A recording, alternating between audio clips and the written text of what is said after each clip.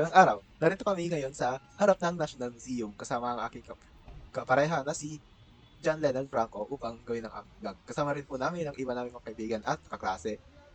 Halina, pasok tayo sa National Museum. Bago kami pumasok sa loob ng museo, nakita namin itong statwa ni Manuel L. Quezon. Alam naman natin mula sa dating talakayan na si Manuel L. Quezon ay isang dating Pangulo ng Republika ng Pilipinas. Siya ang nagbigay daan upang magkaroon ng independence ang ating bansa.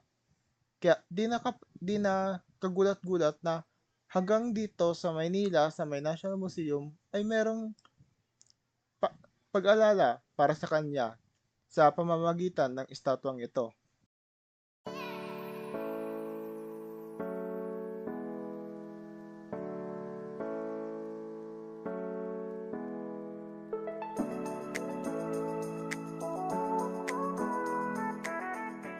Susunod naman ay mayroon tayong monumento kay Arthur Walsh Ferguson, ng kilalang sculptor na Espanyol na si Mariano Benlliure y Gil.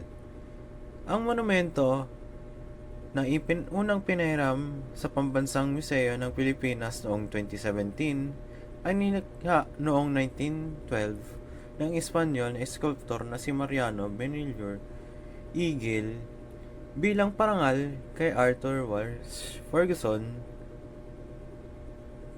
na unang Executive Secretary ng Pilipinas na nanungkulan hanggang sa kanyang kamatayan noong 1908.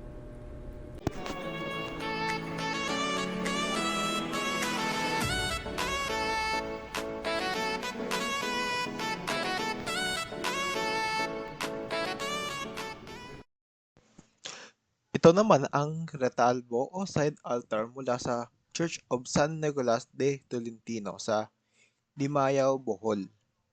Napukaw nito ang aking paningin dahil sa mga disenyo nitong kumbaga complex kung masasabi sa Ingles.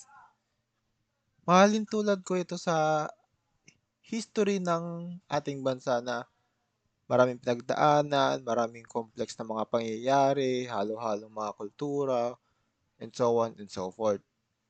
Nami-mirror nito ang history natin. Kaya parang kumbaga nakaka-relate na rin ako as a Pilipino dito.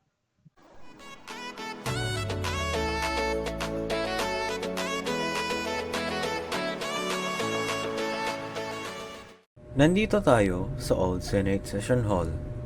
Ang neoclassical na gusaling ito ay itinayo noong 1921 at orihinal na nagsilbi sa bahay ng iba't ibang legislatibong katawan ng pamahalaan ng Pilipinas. Kilala bilang Old Legislative Building o maaari din itong tawagin na Old Congress Building. Ito ang tahanan ng Bicameral Congress mula 1926 hanggang 1972 at ang Senado ng Pilipinas mula 1987 hanggang 1997. Yan.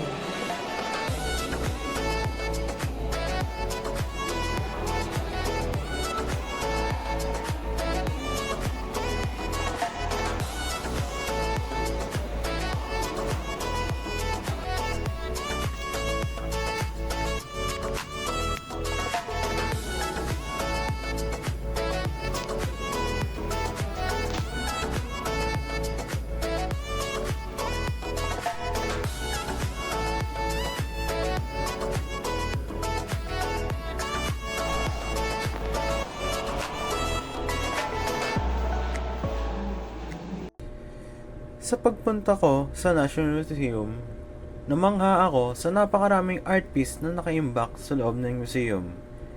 Ito ay isang kayamanan para sa mga taong pinapahalagahan ang sining at kasaysayan. Talagang pinapakita nito kung paano nagbago ang mga estilo ng sining ng ating mga predecessor sa paglipas na panahon.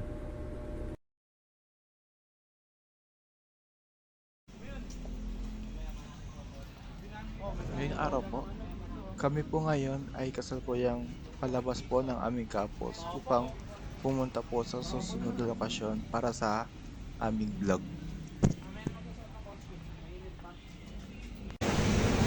Dito na kami. Naghihintay ng bus papuntang circle.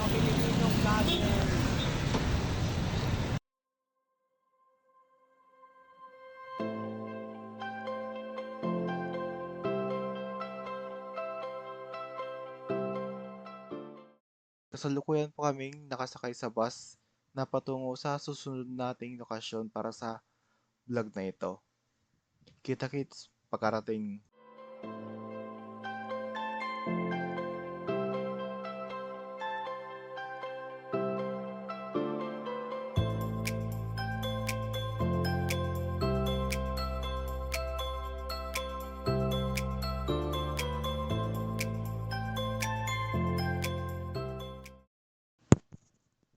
Ngayon po, kami ay nakababa na po sa bus na sinakyan po namin at kailangan po naming maglakad upang makarating sa destination po talaga namin.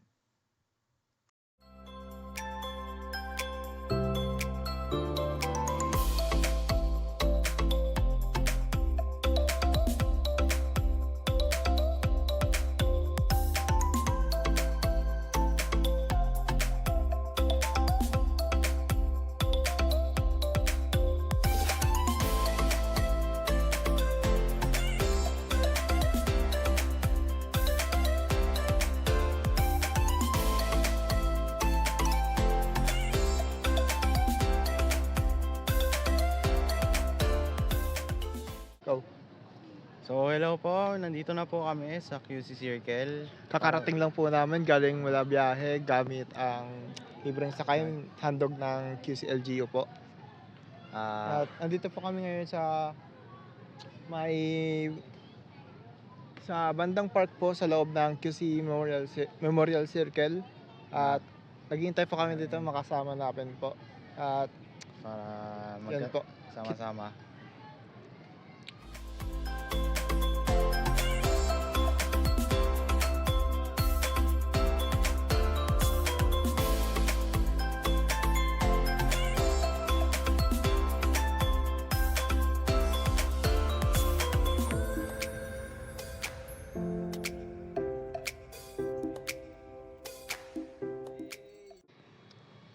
Nasa likuran namin ngayon ang main attraction dito sa Quezon City Memorial Circle.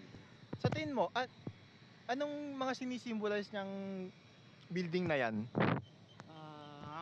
Ang alam ko yung sa height niyan which is 66 meters. Sinisimbolo niya yung age ni Manuel L. Quezon. Okay. Yung tatlong ang angel na yan, sinisimbolo niya yung Luzon, Visayas at Mindanao. Tapos yung makikita niyo po na may hawak po yung tatlong anghel na yan, which is Sampaguita. At yung Sampaguita sinisimbolize niya yung siya yung pambansang bulaklak natin. Tapos nagsisimbolo siya para sa mga patay. Yun pala yun. Dito rin nilibing si Manuel L. Quezon. Yun pala. Ang alam ko naman, ang tatlong pillars na yan, at saka yung mga anghel na yan, alam ko sinisimbolize din yan yung tatlong large island, tatlong island group dito sa Pilipinas, yung Luzon, Visayas, Mindanao. Yun pala yung mga ibig sabihin nun, no? Nandito naman tayo sa harap ng tower at nasa likuran ko po ang statwa po ni Manuel L. Quezon. meron po itong alam mo, di nyo nakikita pero yung itim na plaka po yun, isa po tong historical mark and kasama din po nito yung Watawat ng Pilipinas. So itong itong pambansang pang-alaalang dambana ni Quezon, ito po ay tungkol po to sa pinagawang dambana ni Sergio Esmeña bilang commemoration kay Manuel L. Quezon. So itong dambanang ito ay matatagpuan dito sa loob ng museum dito.